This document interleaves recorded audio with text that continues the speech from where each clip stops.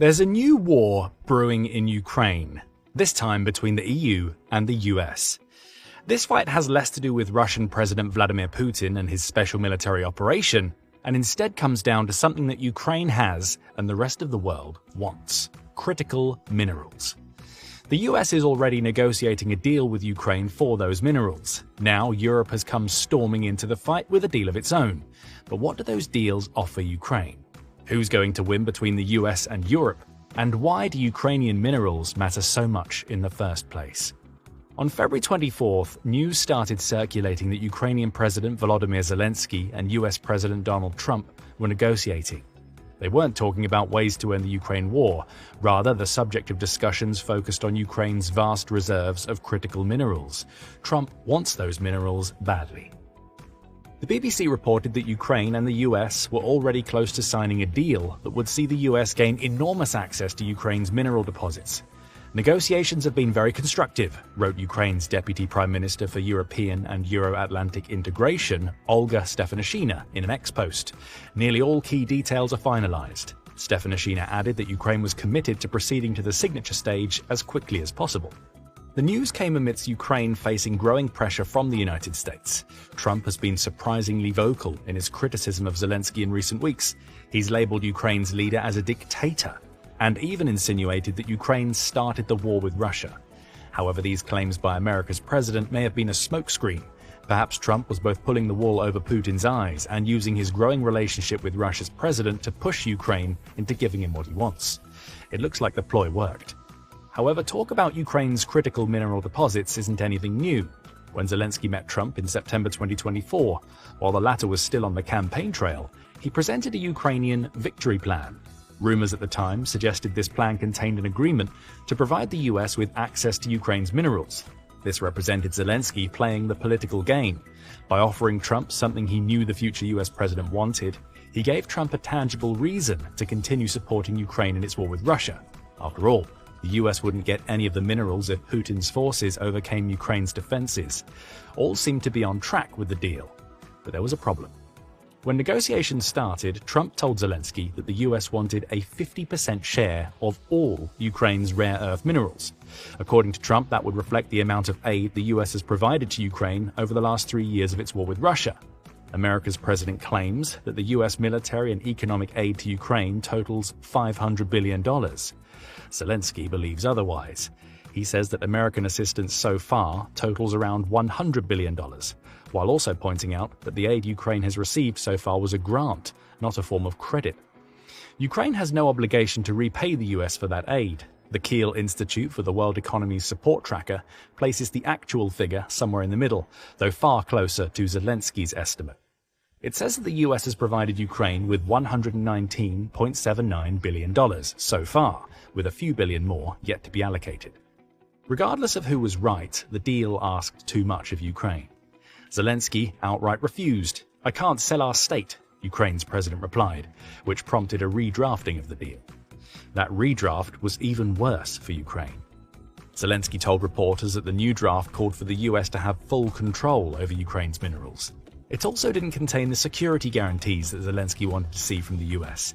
"I will not sign what 10 generations of Ukrainians will have to pay back," Zelensky said in a press conference after receiving the Sunday draft.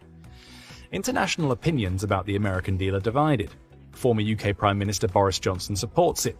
He claimed on February 24th that access to Ukraine's minerals was a great prize, while rejecting calls claiming that America's tabled proposals were a rip-off. "What the Ukrainians get from this is the United States' commitment under Donald Trump to a free, sovereign and secure Ukraine," claimed Johnson.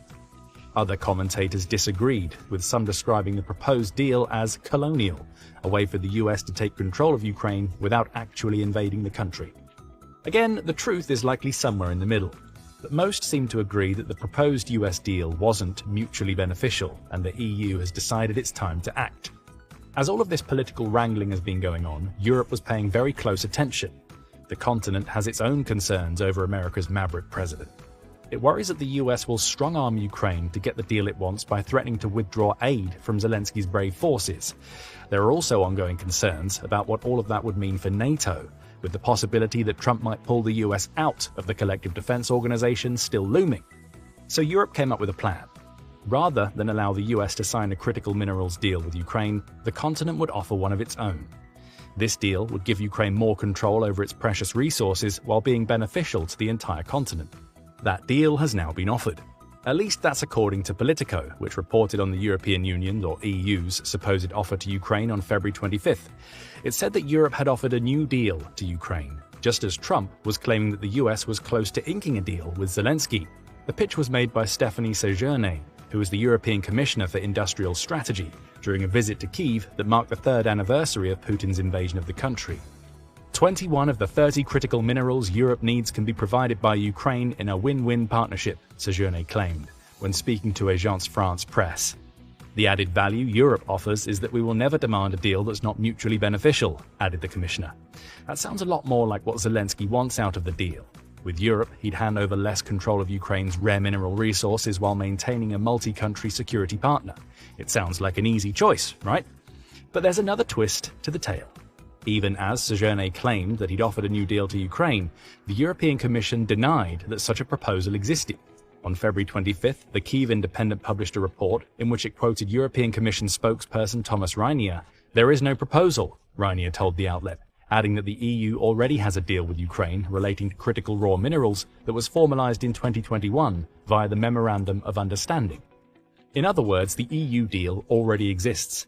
This dates back 4 years, added Reinier.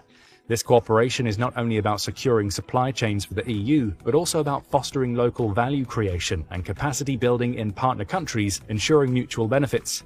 Reinier also added that Séjourné's comments weren't meant to imply that Europe was competing with the US on a deal. "This is really here about cooperation with Ukraine and not about any sort of competition with the US, added the spokesperson. Reinier noted that Séjourné was simply reinforcing the EU's intention to work alongside Ukraine per the agreements made via the Memorandum of Mutual Understanding. Feels a little murky.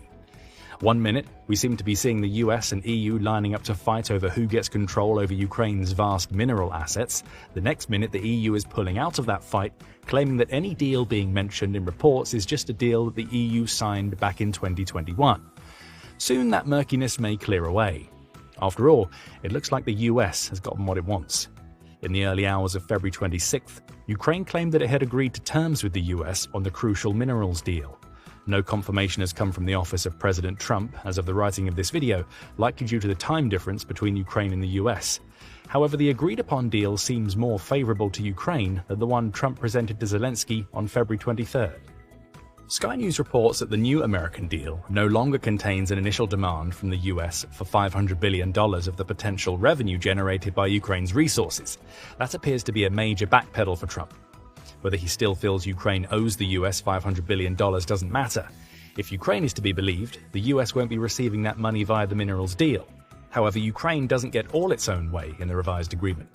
The latest draft doesn't include a commitment from the US to provide security guarantees to Ukraine should a ceasefire between it and Russia be negotiated.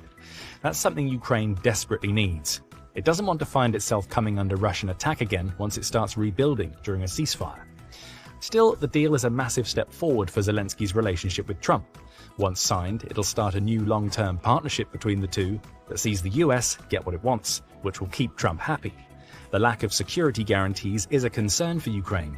However, it may be assumed that the US will step in should Putin attack again after a ceasefire, if not to protect Ukraine, then to ensure the money generated from the country's minerals keeps on flowing.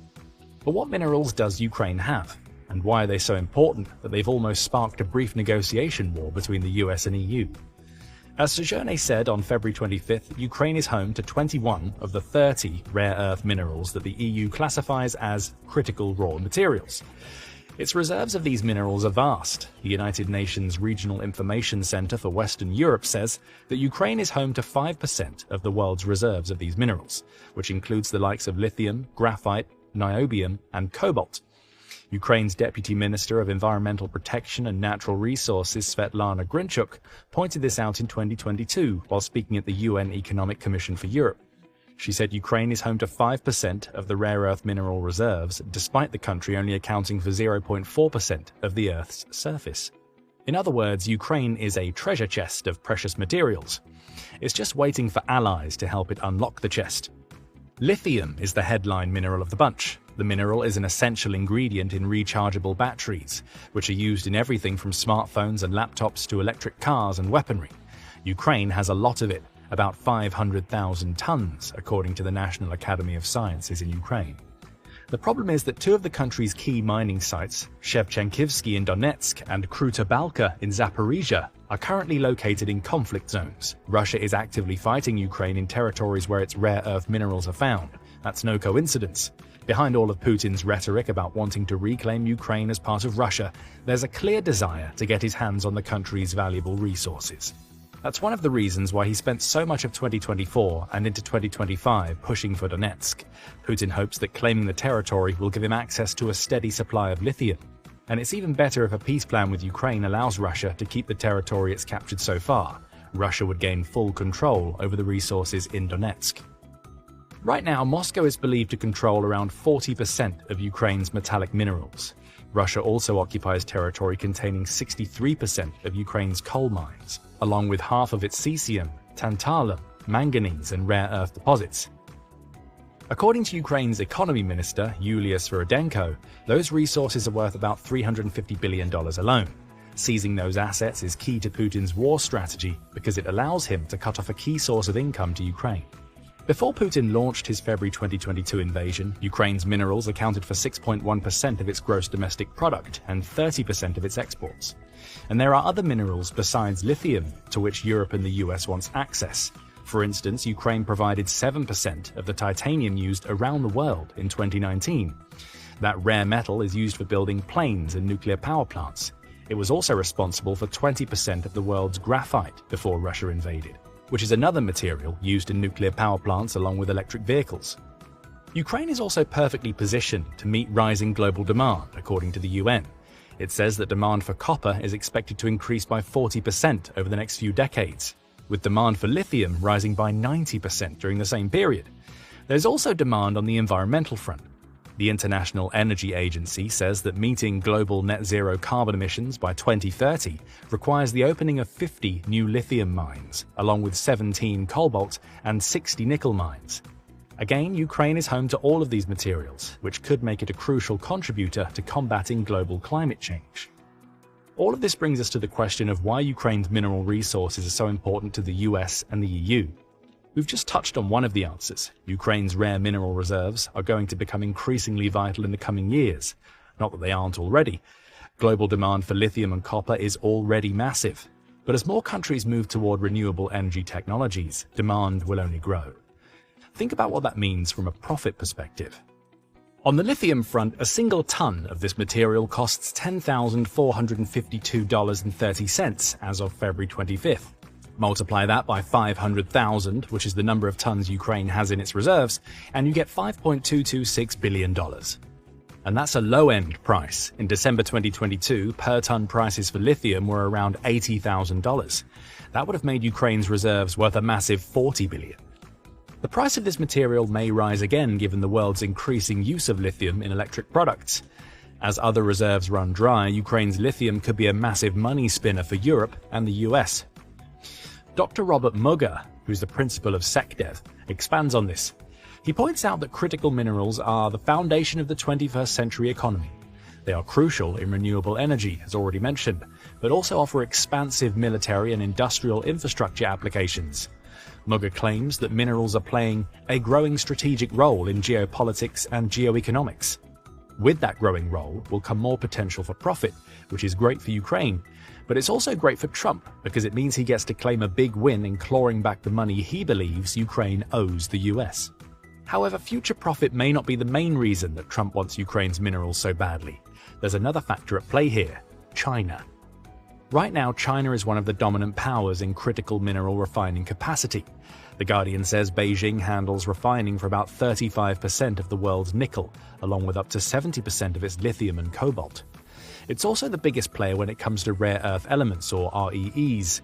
China accounted for nearly half of the world's supply of REEs in 2024 and handled almost 90% of its refining of these precious materials. Now think about what Donald Trump has done to China since he became president. He's instigated a trade war with China using his tariffs. Trump's 10% tariffs on all Chinese imports took effect on February 4th. Trump also claims that he's going to impose a 25% tariff on all steel and aluminium imports into the US, which will include China's metals. This has already triggered a response from Beijing. China is taking a tit-for-tat approach by implementing tariffs of its own. It now has a 15% border tax that applies to all imports of US liquefied natural gas and coal products, along with a 10% tariff on large engine cars, crude oil, and agricultural machinery. China also imposed a ban on rare mineral exports to the US in December 2024. That ongoing trade battle is evolving into a major problem for the US on the critical minerals front. With China being so deeply entrenched in that sector, the US has to look for alternatives to keep supplies of these minerals flowing into the country. Trump's deal with Ukraine is his get-out-of-jail-free card when it comes to the mineral issue. The EU likely sees a similar threat related to China controlling so much of the world's critical mineral reserves, which is why it struck its own deal with Ukraine back in 2021. China has been on Trump's mind ever since he took office, according to a February 25th article by The Conversation. It points out that China also controls a large portion of the world's gallium reserves, which is key to many of America's most modern defense technologies. Ukraine is the world's 5th largest gallium producer, meaning Trump has been eyeing up his minerals deal for a long time because he knows Ukraine can replace the lost flow of Chinese gallium. Trump is also wary of Putin's close relationship with China, especially given that China has become the dominant force in that twosome, according to The Conversation. Beijing's increasing influence needs to be countered, at least in Trump's mind. The minerals deal with Ukraine is a way to take power away from China. If Ukraine can offer the minerals that China no longer provides to the US, Trump proves to Beijing that the world doesn't need China as much as Beijing thinks it does. Zelensky is keen on critical mineral deals, whether with the US or the EU, because those deals can reopen a valuable part of his country's economy. And even when those deals don't include security guarantees, as is the case with the US deal, they're still valuable. Each deal makes the West more reliant on Ukraine's most valuable resources at a time when China is cutting the West off from those resources. The US and EU will want to hold on to that value, meaning they may provide Ukraine with security and greater access to its own minerals, even if neither provides any guarantees. Perhaps Zelensky has conducted the biggest masterstroke in these deals. Security is implied, if not guaranteed. The deal Ukraine struck with the EU in 2021, and that is now being touted again, strengthens Ukraine's ties with its European partners. As for Ukraine's new deal with the US, it may just represent the olive branch Zelensky needs to lure America's president back to his side after several weeks of Trump seeming to favor Putin. And best of all, striking those deals also means that Putin will face direct opposition from the US and the EU if he tries to claim the mineral resources in that territory that Russia currently occupies. But what do you think about Europe and America's mineral deals with Ukraine? Will they have an impact on the war? Has Zelensky used these deals to curry favor with the US at a time when American support seemed shaky? Let us know what you think in the comments, and remember to subscribe to the channel for the latest news about the Ukraine war. At a time when American support seemed shaky. Let us know what you think in the comments, and remember to subscribe to the channel for the latest news about the Ukraine war. For European and Euro-Atlantic integration,